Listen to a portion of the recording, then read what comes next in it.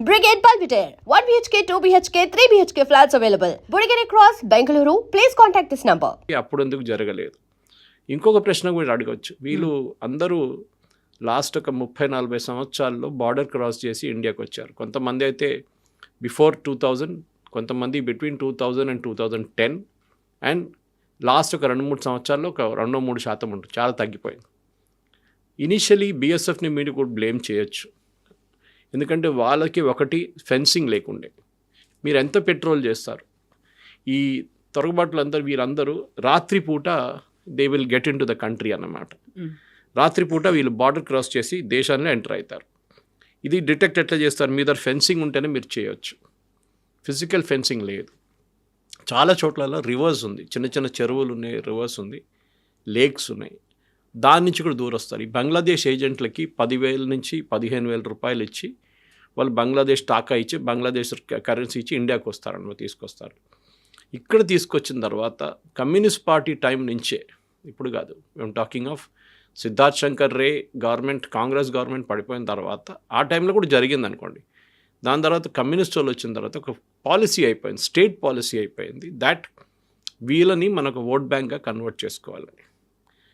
ఇది దేశంలో చాలా రాష్ట్రాల్లో జరిగింది, కానీ బెంగాల్, అస్సాంలో దీని మ్యాక్సిమం ఇంపాక్ట్ ఉండే.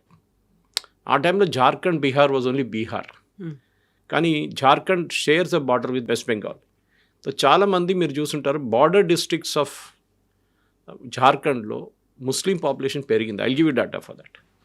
అది కాకుండా మీరు మొన్న జరిగిన బంగ్లాదేశ్ ఎలక్షన్స్ గుర్తిస్తే జమైతే ఇస్లామీ, వాడి దగ్గర ఉన్న హార్డ్ కోర్ ఇస్లామిస్ట్ గ్రూప్, వాళ్ళు గెలిచిందంతా the districts bordering West Bengal. వాళ్ళు ఢాకా వైపో లేకుంటే చిట్టగాంగ్ వైపో వాళ్ళు గెలవలేదు, only along the border districts. అంటే ఒక కామన్ అఫినిటీ ఉందన్నమాట. దీనికి కూడా ఒక బ్యాక్ స్టోరీ ఉంది. యాక్చువల్లీ ఈ బంగ్లాదేశ్కి డబ్బులు పంపించింది మన శారదా చిట్ ఫండ్ స్కామ్ నుంచి మొదలవుతుంది.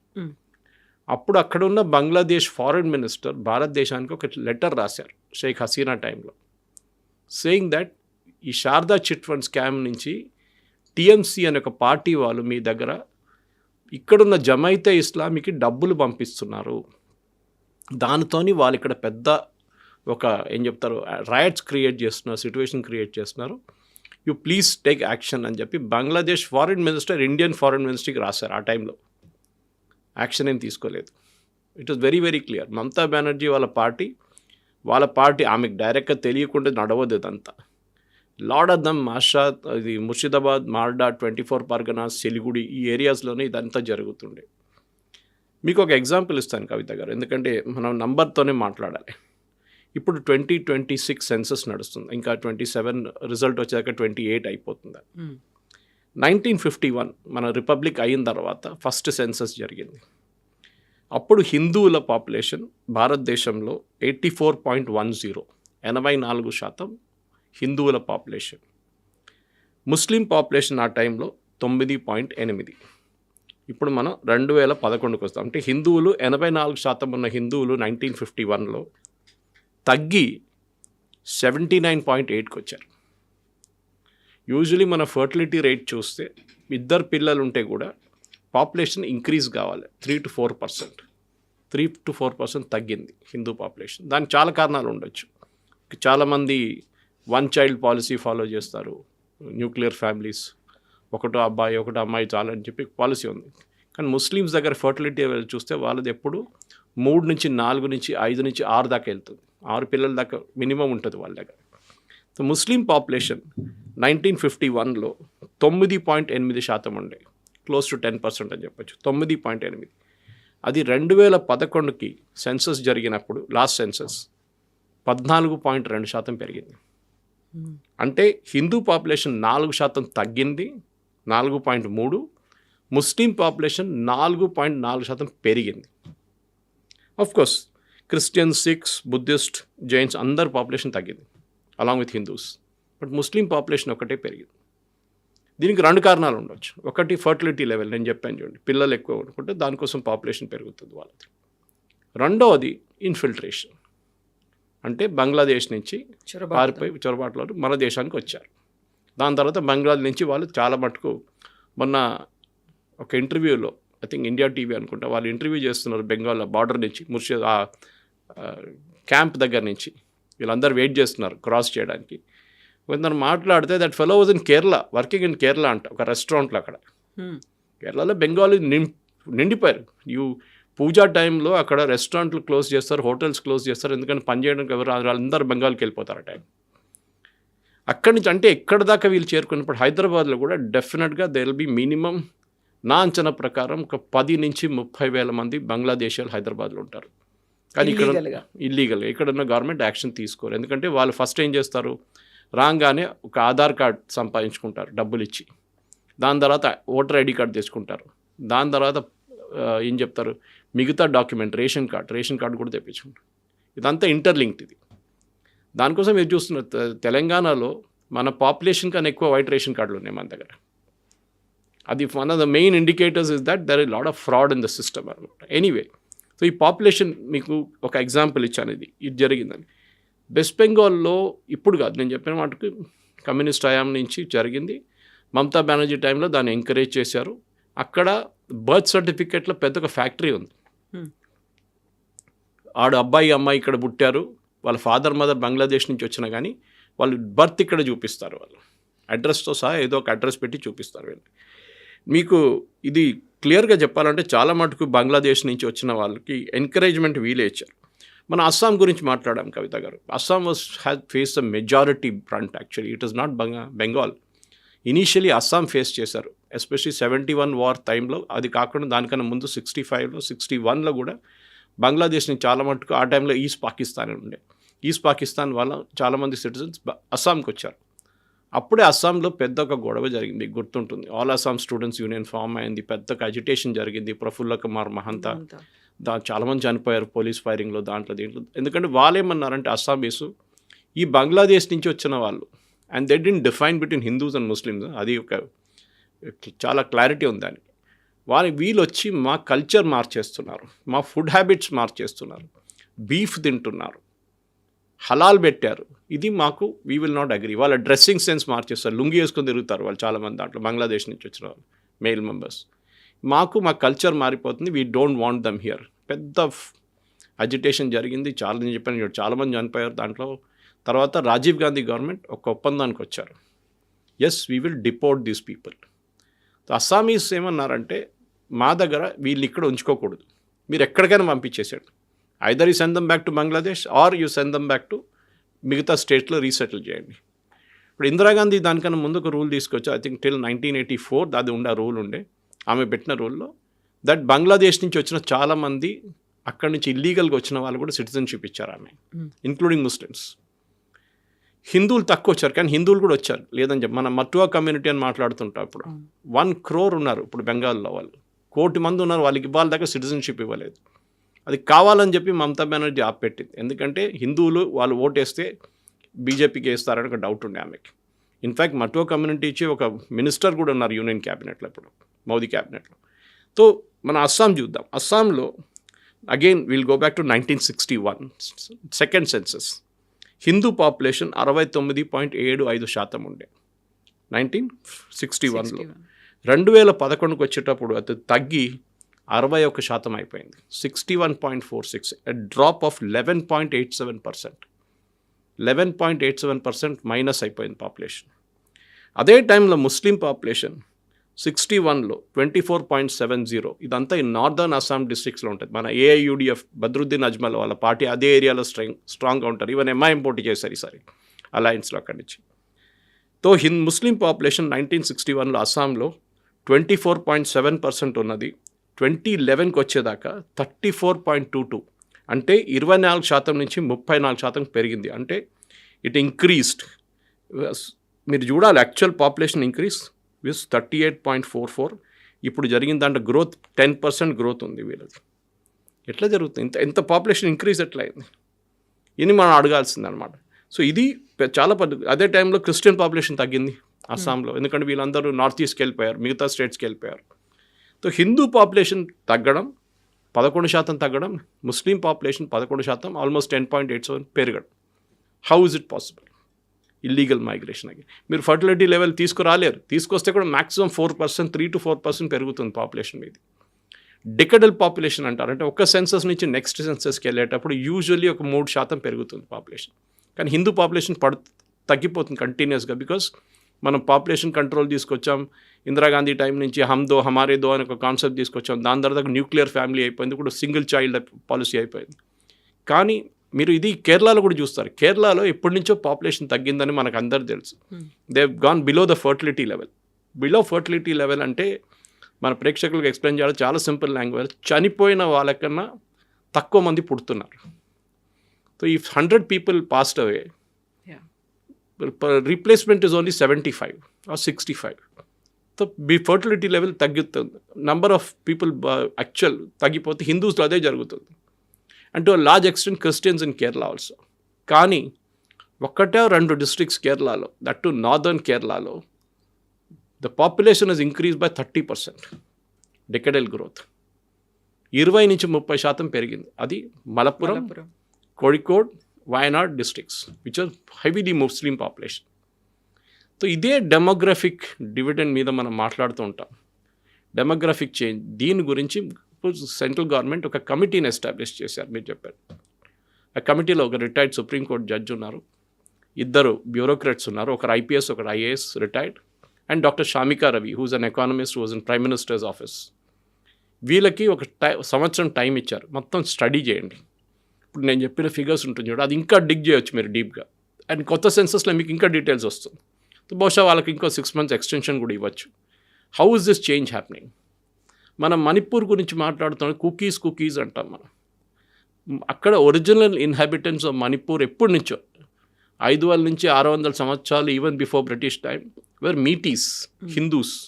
వాళ్ళు ఇంఫాల్ వ్యాలీలో ఉంటారు వాళ్ళు మోస్ట్లీ 90%.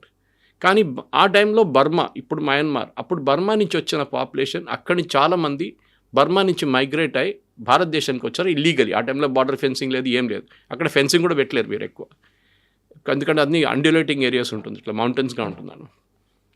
వాళ్ళు Kukis and they are Baptist Christians mostly. వీళ్ళది గొడవ అక్కడి నుంచి మొదలవుతుంది, ఇప్పుడు కాదు. అప్పుడున్న మీటీ రాజులు ఏమన్నారంటే, మీరు మా దగ్గరికి రాకూడదు. వీళ్ళు రెగ్యులర్గా వచ్చి ఇంఫాల్ మీద దాడి చేస్తుండే ఈ కుకీలు. దాన్ని ఆపడానికి ఏం చేశారు, మీటీ రాజులు నాగాస్ని తీసుకొచ్చారు, నాగాలాండ్ నుంచి తీసుకొచ్చి నడుమిట్ల పెట్టారు. అండ్ దే టోల్డ్ నాగాస్, వీళ్ళు మా మీద అటాక్ చేయకుండా చూసుకోండి అని. That is a big story, separate story. ఇంకో రోజు మనం కావాలంటే చేయొచ్చు. మణిపూర్ ఇష్యూ ఎందుకు వస్తుంది ముందుకు అప్పుడు రిపీటెడ్ కానీ. సో మీకు ఒక నేషనల్ లెవెల్లో ఒకటి ఎగ్జాంపుల్ ఇచ్చాను, మీకు ఒకటి స్టేట్ లెవెల్లో అస్సాం ఎగ్జాంపుల్ ఒకటి ఇచ్చాను కవిత గారు. జార్ఖండ్ హైకోర్ట్ ఒక సంవత్సరం ముందు they gave a very important judgement. Okay, ఇది జార్ఖండ్లో ఏం జరుగుతుంది అని మాట్లాడుతూ వాళ్ళు అన్నారు, జార్ఖండ్లో ట్రైబల్ పాపులేషన్ పడిపోతుంది. ఎందుకు? స్టాటిస్టిక్స్ సహా చూశారు వాళ్ళు, last census and then state government దగ్గర ఉన్న డేటా. అక్కడ బంగ్లాదేశ్ నుంచి వచ్చిన ముస్లిమ్స్ ఫస్ట్ వెస్ట్ బెంగాల్కి వచ్చి ఆధార్ కార్డు, ఓటర్ ID కార్డుని తీసుకొని వాళ్ళు మెల్లమెల్లగా జార్ఖండ్ వైపు రావడం మొదలుపెట్టుకోవచ్చు. Jharkhand shares border with West Bengal. కంప్లీట్గా అక్కడ వచ్చి ట్రైబల్ అమ్మాయిని పెళ్లి చేసుకొని పిల్లలు అనుకుంటున్నారు. ఈ పిల్లలు ముస్లిమ్సా ట్రైబల్సా? వాళ్ళు ఎక్కడ పనికి వస్తుందో అట్లా తీసుకుంటున్నారు. ట్రైబల్ అనగానే ట్రైబల్ రైట్స్ వచ్చేస్తుంది వాళ్ళకి. కానీ కన్వర్ట్ కావట్లేదు వీళ్ళు. They are remaining as Muslims. భర్తలు ముస్లిమ్స్గానే ఉండిపోతున్నారు, అమ్మాయిల్ని ట్రైబల్గా ఉంచుకుంటున్నారు. పాసిబ్లీ స్పెషల్ మ్యారేజ్ యాక్ట్ కింద వస్తుందేమో అది. సో జార్ఖండ్ హైకోర్టు అన్నారు, they told the government of Jharkhand ఒక ఎంక్వైరీ ఆర్డర్ చేయండి, ప్రిఫరబ్లీ బై CBI, ఏం జరుగుతుంది స్టేట్లో అని చెప్పి. కానీ ఇవాళ దాకా ఎంక్వైరీ జరగలేదు. దాని కారణాలు మీకు తెలుసు, it's very very clear. This is the major change అనమాట. ఇప్పుడు మీరు పాపులేషన్ చూడండి, నేను మీకు 2-3 స్టేట్స్లో పాపులేషన్ చూపిస్తాను. వెస్ట్ బెంగాల్ 1951 సెన్సస్ తీసుకోండి. వెస్ట్ బెంగాల్లో ముస్లిం పాపులేషన్ పెరిగింది 19.46 1951 సెన్సస్లో. 2011 సెన్సస్లో అది 27% పెరిగింది. అంటే 8 + 7.5% పెరిగింది. వెస్ట్ బెంగాల్ ముస్లిం పాపులేషన్ 1951 సెన్సస్ ప్రకారం 9.44% ఉండే, ఇప్పుడు 22.73, 22.73, 9.44 నుంచి 22.73. ఎక్కడ దేశంలో ఇంత ముస్లిం పాపులేషన్ పెరగలేదు. It was all illegal migration from Bangladesh. అది 1951, 61, 71 యుద్ధం తర్వాత అంతా జరిగింది. దానికి ఇందిరాగాంధీ గారు సపోర్ట్ ఇచ్చారు, సిటిజన్షిప్ ఇచ్చారు చాలామందికి. అక్కడే పాపులేషన్ మెట్రిక్స్ మారిపోయింది. ముర్షిదాబాద్, మాల్డా హిందూ మెజారిటీ ఉన్న డిస్ట్రిక్ట్స్ అదన్నా. 1951లో దేవర్ హిందూ మెజారిటీ. ఇప్పుడు అక్కడ ముస్లిం పాపులేషన్ 40 నుంచి 60 నుంచి 70% ఉన్నారు. ఇది సో 13.29% బెంగాల్ జార్ఖండ్ బార్డర్లో పెరిగింది పాపులేషన్. వెస్ట్ బెంగాల్లో అదే టైంలో 7.55% పెరిగింది. So Jharkhand also is a new axes దీంట్లో. ఇది సెంట్రల్ గవర్నమెంట్ కూడా చాలా క్లియర్గా వాళ్ళకి తెలిసిపోయింది. దానికోసం అమిత్ షా గారు 1-2 మేజర్ ఆర్డర్, ఒకటి కమిటీని కాన్స్టిట్యూట్ చేశారు. నెక్స్ట్ వన్, బార్డర్ దగ్గర ఉన్న 50 కిలోమీటర్ దాకా ఉన్న ఏ ఇల్లీగల్ కన్స్ట్రక్షన్ ఉన్నా దాన్ని కొట్టుపడేమన్నారు. బికాజ్ వీరేం చేస్తారంటే ఫస్ట్ దూరం వచ్చి ఇంట్లో ఉంటారు. అది లోకల్ ఏదో మస్జిద్ ఉండొచ్చు, దర్గా ఉండొచ్చు, ఏదో ఒక సెటప్ చేసి ఉంటారు వీళ్ళు. అక్కడ వచ్చి వారం 10 రోజుల పాటు ఉంటారు. ఈ ఏజెంట్లు తీసుకొస్తారు, దళాలు వాళ్ళు. దాని తర్వాత అక్కడి నుంచి స్లోలీ మూవ్ అవుతారు దమ్దమ్ వైపు, హౌరా వైపు, కల్కటా వైపు. నిన్న ఇంటర్వ్యూ చేసిన వాళ్ళు చాలామంది మీరు చూసుంటారు. బార్డర్లో వాళ్ళు బార్డర్ పోస్టింగ్ దగ్గర వెయిట్ చేస్తున్న వాళ్ళు ఏమన్నారు, బైక్ మెకానిక్, లేడీస్ ఏమో ఇంట్లో మెయిడ్గా పనిచేస్తున్నారు, కొంతమంది రెస్టారెంట్లో పనిచేస్తున్నారు అబ్బాయిలు. వీళ్ళందరూ మీరు ఎక్కడ ఎందుకు వచ్చారంటే అక్కడ మాకు ఉద్యోగం లేదంటే. అంటే మేము భారతదేశం ఏమైనా ఉద్యోగం కోసం తీసిపెట్టుకున్నాము. అండ్ సుప్రీంకోర్టు అన్నారు, సుప్రీంకోర్టు మేజర్ జడ్జ్మెంట్ ఒక 3 years ముందు అన్నారు, మనం ధర్మశాల కాదు, మనం ఎవరిని కావాలంటే తెచ్చుకొని ఇక్కడ పెట్టుకోవడానికి. ఎందుకంటే దట్ కేస్ కేమ్ అబౌట్. చాలామంది కాంగ్రెస్ వాళ్ళు అప్పుడప్పుడు చెప్తుంటారు ఈ కేసు గురించి. నాకు ఒకసారి క్లారిఫికేషన్ కూడా ఇస్తాను. ఇది ఒక 2 సంవత్సరాల ముందు మన ఢిల్లీ నుంచి ఒక 10 మంది రోహింగ్యాలు పట్టుకున్నారు. అక్కడ లక్షల్లో ఉన్నారు actually. Rohingyas are different from Bangladesh. అది ఒక క్లారిఫికేషన్. రోహింగ్యాస్ వచ్చింది మయన్మార్ నుంచి వచ్చారు. అక్కడ అరకాన్ రీజన్, నార్త్ మయన్మార్లో జరిగిన పెద్ద, ఇప్పుడు కూడా నడుస్తుంది అక్కడ బ్యాటిల్ నడుస్తుంది, ఇస్లామిస్ట్ వర్సెస్ బుద్ధిస్ట్. అక్కడ పెద్ద ఒక గొడవ ఉంది. Army, Myanmar army versus Islamic groups. అక్కడి నుంచి పారిపోయి వచ్చిన వాళ్ళు రోహింగ్యాలు.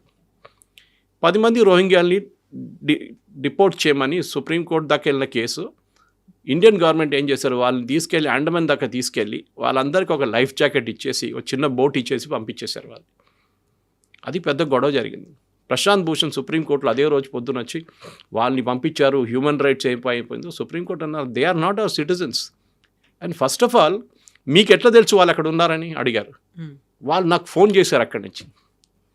ఏది ఇండియన్ ఫోన్ యూజ్ చేసి మయన్మార్ నుంచి వీళ్ళు ఫోన్ చేస్తున్నారంట వీళ్ళు. అప్పుడు ఆలోచించండి ఎంత మట్టుకు ఇల్లీగల్ ఇమిగ్రేషన్ నడుస్తుంది మన దేశంలో. ఎనీవే, ఇప్పుడున్న దాంట్లో మనం చాలా క్లారిటీగా వచ్చేసింది ఏంటంటే యూనియన్ గవర్నమెంట్ చాలా స్ట్రిక్ట్గా తీసుకున్నారు. సువేందు అధికారి నేను అన్నారు, వీళ్ళని తీసుకొచ్చి పోలీస్ స్టేషన్లో పెట్టి కేసు రిజిస్టర్ చేసి జైలుకి పంపించి ఏమొద్దు.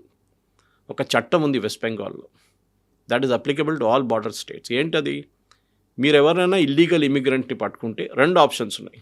ఒకటి హోల్డింగ్ సెల్ అని ఒకటి ఉంటుంది, జైలు కాదు, ఒక హౌస్ అరెస్ట్ లాగా ఒక పెద్ద కాంపౌండ్లో 10-20 శ్రీలంకన్ టైంలో జరిగింది. అది సేమ్ థింగ్ హ్యాపెన్. ఇప్పుడు కూడా ఉంది అది తమిళనాడులో.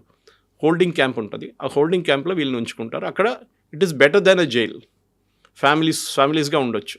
దాని తర్వాత 7 రోజుల లోపల వాళ్ళ మీద ఒక డెసిషన్ తీసుకోవాలి.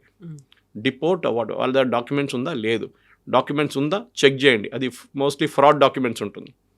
దాని తర్వాత వాళ్ళని డిపోర్ట్ చేయాల్సి. ఈ డిపోర్టింగ్ ఇస్ అ బిగ్ ప్రాబ్లం. ఎందుకంటే బంగ్లాదేశ్ ఇప్పుడు కూడా ఒప్పుకుంటలేరు వాళ్ళ సిటిజన్స్ మన దగ్గర ఉన్నారని. కానీ ఒక్కసారి మన డాక్యుమెంటేషన్ కరెక్ట్గా తీసుకుంటే దెన్ చేసిన ఇప్పుడు వీళ్ళు వచ్చిన వాళ్ళు మ్యాక్సిమం మీరు చూసుంటారు బార్డర్లో వెయిట్ చేస్తున్న వాళ్ళు అందరూ ఖుల్నా నుంచి వచ్చారు. That's a border district bordering Bangladesh. Khulna నుంచి వచ్చారు వీళ్ళందరూ. జస్ట్ మన ఇక్కడ నుంచి ఏం చెప్తారు, మనకు మణికొండ దాకా వెళ్ళే డిస్టెన్స్లో మీరు క్రాస్ చేసుకోవచ్చు ఖుల్నాకి. సో వాళ్ళు అట్లా క్రాస్ అప్పుడు బార్డర్ లేదు, ఏం లేదు, ఫెన్సింగ్ లేదు, ఏం లేదు. ఇప్పుడు ఫెన్సింగ్కి మనకు తెలిసిన 480 ఏకర్లు ఇచ్చేసారు. ఇంకొక 200 ఏకర్లు ఇవ్వాల్సి వస్తుంది. ఫెన్సింగ్ చేసేస్తున్నారు వాళ్ళు. కానీ ఇప్పుడు ఉన్న వాళ్ళని ఏం చేస్తారు? So detect is a first step. ఈ డిటెక్షన్ ఎట్లా వచ్చిందంటే ఎస్ఐఆర్ నుంచి వచ్చింది. దానికోసం మమతా బెనర్జీ, కాంగ్రెస్, సిపిఎం వీళ్ళందరూ ఎస్ఐఆర్ గురించి సుప్రీంకోర్టు దాకా ఎందుకు వెళ్ళారంటే వీళ్ళని ఇక్కడ ఉంచుకోవడానికి. These were their vote banks. ఒక్కసారి వాళ్ళు ఎస్ఐఆర్లో సక్సీడ్ అయ్యారనుకోండి, then they become Indian citizens. Because మన కాన్స్టిట్యూషన్ అదే చెప్తుంది, only an Indian citizen can vote. కానీ నిన్న కూడా సుప్రీంకోర్టు వాళ్ళ ఫైనల్ జడ్జ్మెంట్లో స్పెషల్ ఇంటెన్సివ్ రివిజన్ కూడా చాలా క్లియర్గా చెప్పారు, ఇట్స్ ఎ కాన్స్టిట్యూషనల్ రిక్వైర్మెంట్. మన కాన్స్టిట్యూషన్లో రాసి పెట్టారు ఇది, that they should be a regular SIR. Actually 10 సంవత్సరాలకు ఒక ఎస్ఐఆర్ చేయాలి, కానీ మన దగ్గర చేయలేదు. దానికి చాలా కారణాలు ఉన్నాయి.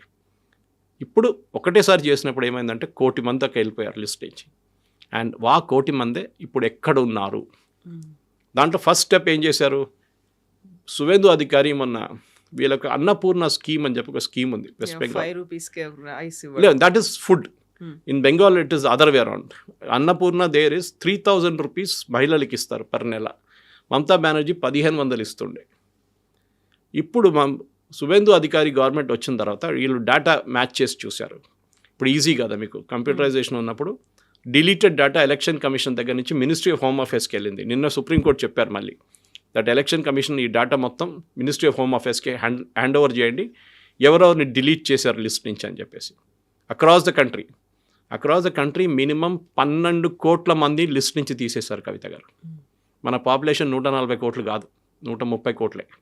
ఈ 10 కోట్ల మంది బంగ్లాదేశ్ నుంచి వచ్చిన వాళ్ళు, కొంతమంది చనిపోయిన వాళ్ళు ఉన్నారు, duplicate voters and all that. So అంతా తీసేసి 130 కోట్లే మన పాపులేషన్ యాక్చువల్లీ. అది సెన్సస్లో తెలిసిపోతుంది చాలా క్లియర్గా. కానీ ఇప్పుడు ఈ సెన్సస్లో జరిగే ఎస్ఐఆర్ ప్రాసెస్లో తీసేసిన వాళ్ళది అన్నపూర్ణ స్కీమ్లో క్రాస్ మ్యాచ్ డేటా చెక్ చేస్తే దాంట్లో 30% మహిళలు చనిపోయిన వాళ్ళు. వాళ్ళ పేరు మీద ఎవరో బెనిఫిట్ తీసుకుంటున్నారు. ఎవ్రీ మంత్ 1,500 వస్తున్నాయి వాళ్ళకి, వాళ్ళ బ్యాంక్ అకౌంట్లో పడుతుంది. అంటే బ్యాంక్ అకౌంట్ ఎవరు ఓపెన్ చేశారు అంటే జన్ధన్ స్కీమ్లో ఫేక్ డాక్యుమెంట్స్ ఇచ్చి చేసుకున్నారు. బికాజ్ ఆ లెవెల్లో సర్టిఫికేషన్ స్టేట్ గవర్నమెంట్ చేయాల్సి వస్తుంది. స్టేట్ గవర్నమెంట్ డేటాని వాళ్ళ డిస్ట్రిక్ట్ మేజిస్ట్రేట్స్ ఇమ్మీడియట్లీ సువేందు అధికారి ఒక 4 రోజుల ముందు అక్కడున్న 33 డిస్ట్రిక్ట్ కలెక్టర్స్కి రాశారు, ఈ డేటా మొత్తం చెక్ చేయండి, ఎవరెవరు బెనిఫిషరీస్ ఉన్నారు. ఇంకొక 20% అక్కడ ఉన్న డిలీట్ అయిన ఓటర్స్ అంటే బంగ్లాదేశ్ వాళ్ళు మన దేశంలో వచ్చి మన స్కీమ్స్ తీసుకొని మన రేషన్ కార్డులో మన బియ్యం కానీ గోధుమలు కానీ తీసుకొని వాళ్ళు బతుకుతున్నారు. మన ప్రజలది ఏమవుతుంది? He asked yesterday, he said వీళ్ళు మా దామాద్ కాదు, వీళ్ళని బిర్యానీ తినిపించడము, పోలీస్ స్టేషన్లో కూర్చోబెట్టడం, జైలుకి తీసుకెళ్ళడం, అది ఇంకో 10 సంవత్సరాలు నడుస్తుంది. Directly hand over to BSF. So BSF ఏం చేస్తారంటే వీళ్ళది ఫస్ట్ ప్రాసెస్లో వీళ్ళ దగ్గర ఉన్న పేర్లు తీసుకుంటారు. వాళ్ళ డాక్యుమెంట్స్ ఏం లేదంటారు, ఉంటే కూడా పడేస్తారు వాళ్ళు. నేను ఇంటర్వ్యూ చేసిన 4 అదే అన్నారు, మా దగ్గర ఆధార్ ఉంది, పాన్ కార్డు ఉంది, ఒకటిదైతే పాన్ కార్డు కూడా ఉందంట, అండ్ ఓటర్ ఐడి కార్డు ఉంది, రేషన్ కార్డు ఉంది. ఎక్కడ అని అడిగితే ఇది మేము అక్కడ పడేస్తాం, ఇంటికాడ పడేసి వచ్చేసినామని. బికాజ్ అది ఇల్లీగల్గా సంపాదించారు వాళ్ళు. ఇప్పుడు జరుగుతుంది ఏంటంటే వీళ్ళని తీసుకొచ్చి క్యాంప్లో కూర్చోబెడతారు. క్యాంప్లో కూర్చోబెట్టి ఒక ఫామ్ ఉంది, ఫామ్ ఫిల్అప్ చేపిస్తారు. బేసిక్ డీటెయిల్, మీ పేరేంటి, మీరు ఎక్కడి నుంచి వచ్చారు, ఖుల్నా నుంచి వచ్చారా, మీరు ఢాకా నుంచి వచ్చారా, ఎక్కడి నుంచి, ఏ డిస్ట్రిక్ట్ నుంచి వచ్చారు. Most of them are illiterate, at least parents. కొంతమంది యంగ్స్టర్స్కి కొంచెం డీటెయిల్స్ ఇంకా తెలుసు, మేము ఈ విలేజ్ నుంచి వచ్చామని. దాని తర్వాత ఏం చేస్తారంటే వీళ్ళది కంప్లీట్ బయోమెట్రిక్ తీసుకుంటారు.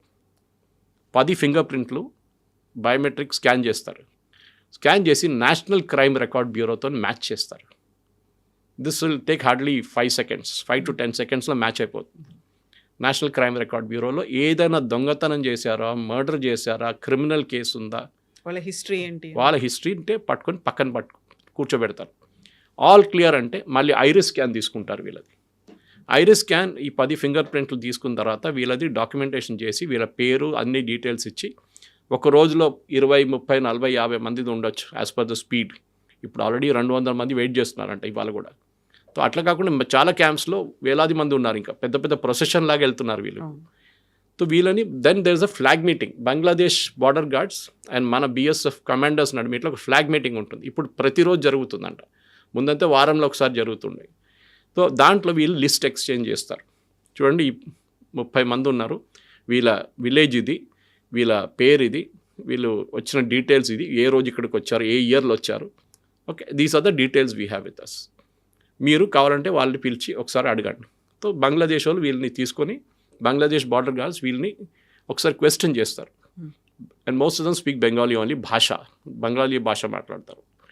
దాని తర్వాత వీళ్ళని యాక్సెప్ట్ చేసి వాళ్ళు అటువైపు తీసుకెళ్ళిపోతారు. This is the process that is happening. కానీ ఇది ఒక్క వెస్ట్ బెంగాల్లో కాదు, ఇది ప్రతి స్టేట్లో జరగాలి. అది including Telangana, including Andhra Pradesh, including Kerala. Including Tamil Nadu. ఎక్కడ ఉన్నా కానీ బంగ్లాదేశ్ నుంచి వచ్చిన ఒక 10 కోట్ల మంది మన దగ్గర భారతదేశంలో ఉన్నారు. ఇది నేను చెప్పట్లేదు, శశి తరూర్ చెప్పారు. In is one of his books is return how such an illegal mass migration జరిగింది మన history. It's one of the biggest scams అని చెప్పొచ్చు కవిత గారు. 10 కోట్ల మంది కంప్లీట్గా ఇండియా వైడ్గా ఉన్నారు వాళ్ళు. 10 కోట్ల మంది ఉన్నారు. దాంట్లో చాలామంది వాళ్ళ Aadhaar card, date of birth, మాధ్యమిక సర్టిఫికేట్ వెస్ట్ బెంగాల్లో అన్నీ చేయించుకున్నారు. కానీ ఒక్కటే చోట్ల వాళ్ళు పట్టుబడ్డారు. ఎస్ఐఆర్లో 2002లో మీరు ఎక్కడ ఓటేశారు చెప్పండి అనగానే మా నాన్నగారు అమ్మగారు 24 సంవత్సరాల్లో ఓటే వేయలేదు. అదేంటి 24 సంవత్సరాలకు 5 ఎలక్షన్లు అయినా ఉంటుంది, అసెంబ్లీ, లోక్సభ, ఎందుకు ఓటు వేయలేదు? No reply. ఎందుకంటే they are not from India. ఇది మేజర్ అనమాట. మీ అమ్మగారు, మీరు ఆ రోజు ఓటింగ్ మీ ఏజ్ లేకుండే, మీరు 15 సంవత్సరాలు 10 సంవత్సరాలు అబ్బాయి అమ్మాయి ఉండొచ్చు, కానీ మీ పేరెంట్స్ ఓటింగ్ చేశారా లేదా, ఎక్కడ చేశారు, మీరు మొత్తం డీటెయిల్స్ అక్కర్లేదు. ఈవెన్ డిస్ట్రిక్ట్ చెప్తే చాలు, హౌరాలో ఓటేశారు, లేకుంటే కలకత్తాలో ఓటేశారు, 24 పర్గనాస్లో ఓటేశారు, ఈ డీటెయిల్స్ కావాలి. ఎస్ఐఆర్లో అక్కడ పట్టుకున్నారు. That is why Mamata Banerjee supreme court దాకా వెళ్ళి కొట్లాడింది. Because she wanted to save these fellows. వాళ్ళని ఎట్లయినా బెంగాల్లో ఉంచుకొని ఆమె ఎలక్షన్ గెలుపుదాం అనుకున్నాయి. కానీ ఆ ఎలక్షన్లో ఈ 1 కోటి మంది ఈసారి ఓటేయలేకపోయారు. దాంతో మమతా బెనర్జీ ఓడిపోయింది. ఇప్పుడు కూడా డిఫరెన్స్ బీజేపీ టీఎంసీ నడిమిట్లో ఉన్న డిఫరెన్స్ ఈసారి టోటల్ ఓట్స్లో 40 లక్షలే, టోటల్ డిలీషన్స్ 1 crore. అక్కడ మీకు తెలిసిపోతుంది ఎందుకు మమతా బెనర్జీ ఓడిపోయిందని. ఆ 1 crore పీపుల్ లిస్ట్లో ఉంటుండే మమతా బెనర్జీ మళ్ళీ ముఖ్యమంత్రి అవుతుండే. This is the difference. So దానికోసం కమ్యూనిస్ట్ వాళ్ళు, కాంగ్రెస్ వాళ్ళు, మమతా బెనర్జీ అందరూ సుప్రీంకోర్టుకి వెళ్ళారు, అక్కడ వెళ్ళారు, ఇక్కడ వెళ్ళారు. ఈ ఎస్ఐఆర్ ప్రాసెస్ ఇల్లీగల్, ఆపాలే, వీళ్ళు ఎందుకు పంపిస్తున్నారు పాపం పేదోళ్ళు అని చెప్పి. ఐ థింక్ భారతదేశం చూసిన one of the biggest scam. మనం ట్రంప్ని తిడుతుంటాం మనం అప్పుడప్పుడు. మన వాళ్ళు కూడా అక్కడ వెళ్ళి ఇల్లీగల్గా ఎంటర్ అవుతారు, డంకీ రూట్లో వెళ్తారు. కొంతమంది కెనడాకు కూడా డంకీ రూట్లో వెళ్తారు ఇల్లీగల్గా, అక్కడ పట్టుకుంటారు, వాళ్ళని జైలు వేసేస్తారు. ఇదేంటి ట్రంప్ ఇట్లా చేస్తున్నారు? Every nation is doing that except maybe UK లాంటి దేశం ఫ్రీ బార్డర్స్ ఓపెన్ చేశారు వాళ్ళు. కానీ ప్రతి దేశంలో మైగ్రేషన్, ఇల్లీగల్ మైగ్రేషన్ చాలా పెద్ద సమస్య అయిపోయింది. ఇప్పుడు స్పెయిన్ కూడా గుర్తించారు దాన్ని, ఇటలీ ఇప్పుడు లేశారు నిద్ర నుంచి. ప్రతి European nation now they facing a major problem. వాళ్ళు లాస్ట్ 10 సంవత్సరాలు దీని గురించి అస్సలు పట్టించుకోలేదు. ఇప్పుడు now they having a problem. మనం కూడా ఇది ఎప్పుడో చేయాలండే, చేయలేదు. నాకు ఒకసారి రాజాసింగ్ గారు చూపించారు, ఆయన వాళ్ళ కాన్స్టిట్యున్సీలో గోషామహల్లో ఒక హనుమంత్ విగ్రహం ఉంది పెద్దది కొండ మీద, తీసుకెళ్ళి అక్కడ నుంచి చూపించారు. నా సురేష్ జీ ఈ జో నిచ్చే హేనా ఏ పూరే బంగ్లాదేశీ, వీళ్ళు లేకుండే ఇక్కడ 5 సంవత్సరాల ముందు ఇక్కడ వీళ్ళు లేకుండే. రాజస్థానీ లోడ్ కమ్యూనిటీ వాళ్ళు ఉంటుండే ఇక్కడ. ఈజ్ ఫ్రమ్ రాజస్థాన్, వాళ్ళ కమ్యూనిటీ లోడ్ కమ్యూనిటీ. మన గణేష్ విగ్రహం తయారు చేయడం అంతా చేస్తారు ఆ ఏరియాలో, దూల్పేట ఏరియా. వీళ్ళందరూ వచ్చారు ఇప్పుడు కొత్తగా, వీళ్ళని లోటర్ లిస్ట్లో వేయడానికి ట్రై చేస్తున్నారు ఇక్కడ ఉన్న ఎంఐఎం వాళ్ళు. ఆలోచించండి, అప్పుడు ఎంతమందిని హైదరాబాద్లో మీరు పట్టుకొచ్చారు. It's very easy. కానీ వీళ్ళేం చేస్తారంటే, మీరు పెద్ద ముందు బెంగాల్ కాకుండా వాళ్ళు చిన్న సిటీస్కి వెళ్ళిపోతారు, అక్కడి నుంచి ఊర్లకి వెళ్ళిపోతారు. ఊర్లలో మీరు ఎక్కడ చెక్ చేస్తారు? You will think is a Bengali. అదే మన పోలీస్ సెటప్లో, ఇంటెలిజెన్స్ సెటప్లో చాలా డీటెయిల్డ్గా ప్రతి పౌరాన్ని, సుప్రీంకోర్టు నుంచి ఇప్పుడు వస్తుంది చూడండి, ఇట్లా already home ministry orders issue చేశారు. అది పట్టించుకోకపోతే హోమ్ మినిస్ట్రీ దిగుతారు డైరెక్ట్ ఈ గేమ్లో. కానీ జరగాల్సింది.